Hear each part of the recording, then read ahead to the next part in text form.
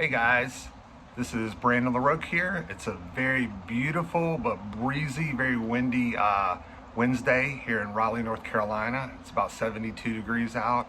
I'm sitting under the pavilion here, and it is a bit windy. I hope that doesn't affect the audio on here. Just wanted to say thank you for tuning in. Thank you for liking, sharing, and subscribing. Without you guys, we wouldn't have this channel. Keep spreading the word. I'm getting tons of emails. Some about people getting hacked, some people getting scammed, different things. I'm going to share a few of them with you today and share a few other things. Little housekeeping, I want to tell you guys, please be careful in the comments. There's lots of scammers in there. I am trying to comment to as many people as I can. I'm very new at YouTube, so please bear with me. And just watch out if you see somebody asking for WhatsApp or something, it's not me. So please be careful on that. I want to thank some people for some of their emails. I got one in particular I wanted to tell you guys about because this is a video y'all may want to check out because something very similar happened to this guy. He's 20 years old, but he has been in crypto for a long time. And his name is Alex Choi Crypto, A-L-E-X, Choi, C-H-O-I, Crypto. Go check out his video. It's titled, "I just got $1 million of crypto stolen from me. Avoid this mistake." And if you guys like how I'm handling this, you should watch this guy because he's awesome. He's a kind of inspiration. I mean, he tells people, I'm not gonna want your sympathy. I made this mistake, and I think you guys would really like his video. I've never seen the guy's videos before, but I'm following him now because I really like the way he handles things. It's heartbreaking to watch his because his didn't happen exactly the way mine did, but he basically his happened kind of through an X channel, and he explains it all about how they'll make these fake X channels. When I talk about X, I'm talking about Twitter, the old Twitter, the X channels, and they made a fake X channel for a coin, and in that he thought he was communicating with the people that made this coin, and he even had like a Zoom meeting or some kind of video meeting with them. And on the second one, he had another one. And then all of a sudden, he was sitting there one day hanging out with his friends, and he checked his portfolio, and he had been drained for over $1 million. So you guys should check it out because there are so many different scams going on right now. It's unbelievable how much of this stuff is happening. So anyway, start out with just imagine you woke up in the morning and your crypto wallet had been drained, or your wallet on your exchange had been drained. You know, what would you do? Who do you call?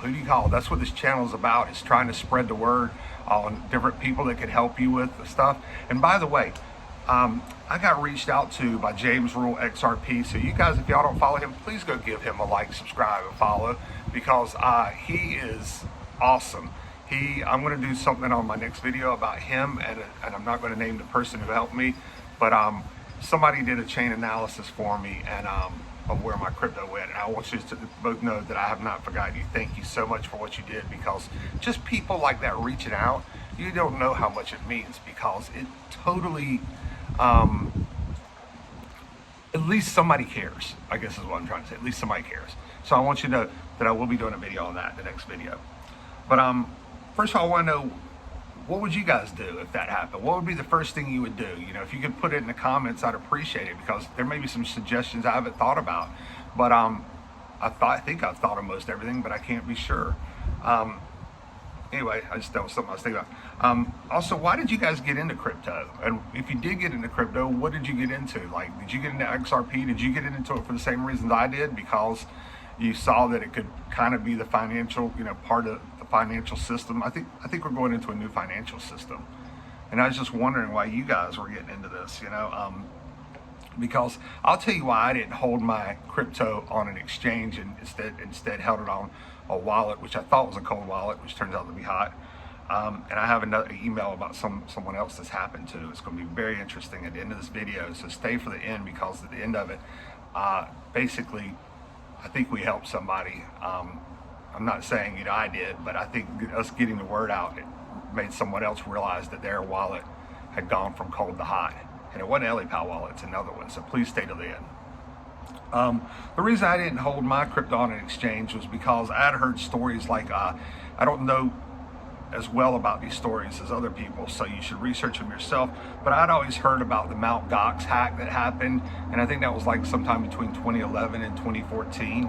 But it took 10 years for people to even recover some of their funds from that. So it's Mt. Gox, G-O-X, if you're interested in researching it.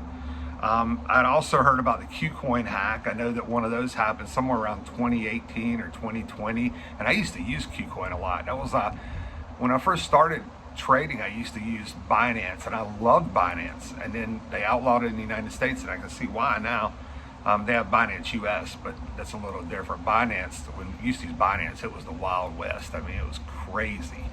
But Qcoin was a really good exchange, and thank God I didn't hold my counsel there. I used to go trade, and then I would pull it off and I would send it to my wallet. As a matter of fact, when I used to not be able to buy XRP because of the lawsuit that happened, I don't know if you guys are aware, but there was a lawsuit with Ripple in 2020 for about 2 years there, 3 years. I couldn't buy XRP. You couldn't buy it on Coinbase. You could buy it on Coinbase.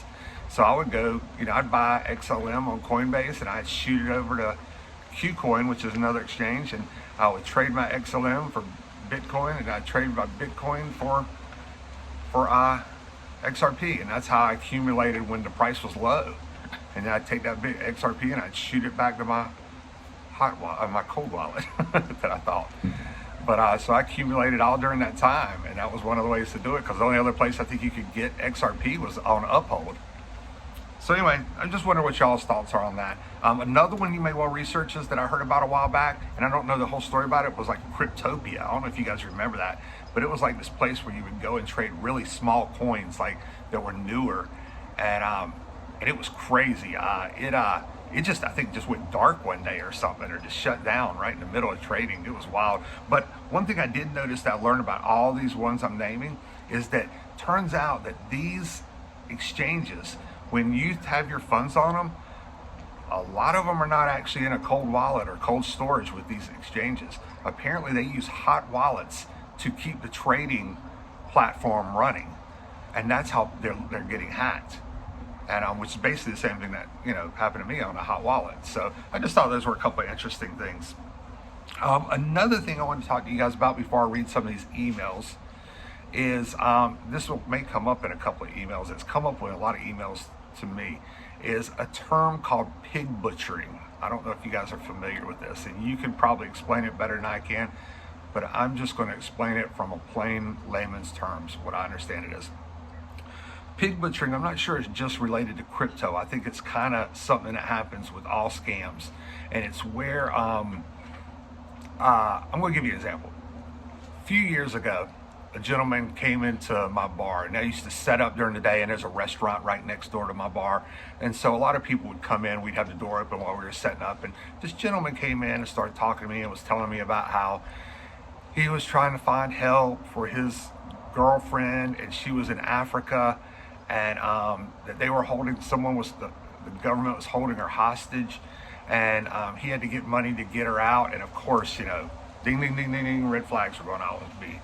And I said, I'm so sorry to hear this. Please, you shouldn't, are you sure? Have you met this woman? He's like, oh, well, yeah, I talked to her on the phone a lot. We met one time at the airport, and, but it's not a scam. I'm sure about it. It's not a scam. And this gentleman kept sending money, and he came back in another day and mentioned it to me, and there were a couple of sheriff's officers walking out of the restaurant. They'd been eating lunch, and I stopped them, and I said, you guys, would y'all please speak to this gentleman, because I know he's getting conned.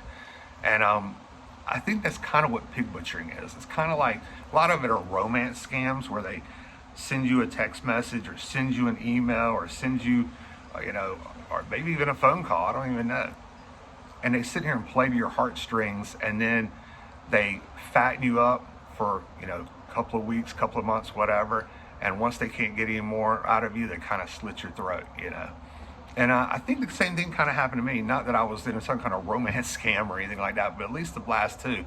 I think there's some malware. I think somewhere I clicked on something, and some malware was sitting in my iPad or iPhone or whatever, and just sat there and watched and wait until I got fattened up, and then they slit my throat. Or, you know, or maybe they trolled the XRP ledger. Maybe they troll XRP scan. I don't even know. Which, if you don't know what XRP scan, you really should check it out. It's interesting. You can put your wallet address in there, and it'll show you every transaction you've ever done. It's really wild. And maybe they troll the XRP scan. Maybe they troll the XRP ledger, and they look at wallets that have accumulated large amounts of certain cryptos, and then they go and start going down a rabbit hole and finding where that address leads to. I don't know if that's even possible. You guys would know better than I would. If you do, please put it in the comments. But yeah, I kind of feel like maybe something like that happened, one of those two things. But you know, who knows? Who knows? Now I want to go ahead and read you guys a couple of emails I got. I hope you'll bear with me when I read these. But the first one is titled 4,000 lost Bitcoin due to greed. Now this one doesn't exactly consider a hack, but these are some interesting things I think you guys should know about. When Ninja, he's talking about Economic Ninja, when Ninja told your story, my interest perked up immediately. I had lost $4,000 a few years back due to investing some Bitcoin in a high interest scam. When I realized that I was scammed, I did not tell anyone as I was too embarrassed.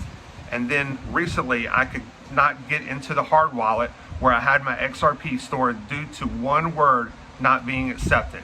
After several days of thinking my small retirement dream was gone, I remembered that I had made a second list of secret words and found it, and I was thrilled to say at the least. This made me 3 weeks. This happened to me 3 weeks. This made me 3 weeks ago start a YouTube channel on people who had lost cryptocurrencies one way or another. I do not know how to make videos like you do with your face on camera. Anyway, you guys get the gist of it. You know, this guy lost his seed phrases, but was finally able to find a second copy of them. So at least that's a good thing. Another email I got, this one gets really interesting. Cold wallet turned hot wallet. Tell me this doesn't sound familiar. Hi Brandon, sorry to hear what happened to you. I can't imagine. You must have heard this a million times by now. When I watched your story, I was horrified, and it got me thinking about my SafePal, SAFEPAL cold wallet. A few years ago, I attempted to use my fingerprint too many times to sign in, and the app locked me out. After a little research, I recovered the wallet with my seed phrase, reinstating the app, and everything seemed the same. After watching your vlogs, I reviewed my wallet status, and lo and behold, I came to the conclusion my wallet was no longer a cold wallet. Exactly what happened to me. Unbeknownst to me, when I recovered the wallet, it turned into a hot wallet.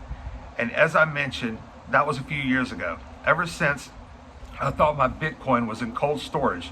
Needless to say, I felt like an idiot, shocked, and with realization that I did not know what I was doing. Thanks for your vlogs. I made immediate arrangements to transfer everything off my wallet and fired myself from using cold storage, which has always caused me an underlying bad feeling and exceedingly amounts of stress. Anyway, I hope that helped that person. I hope that our videos help that person. And I'm going to save, I got a couple more emails, but I'm going to save those for another video.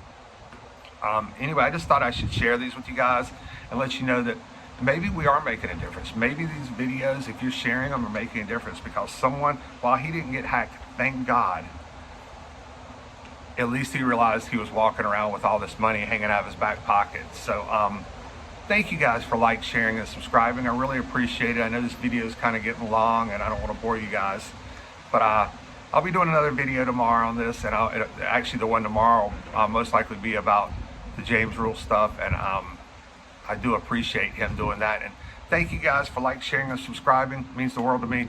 Love you guys. I hope you have a great rest of your Wednesday, and I will see you tomorrow. Thanks.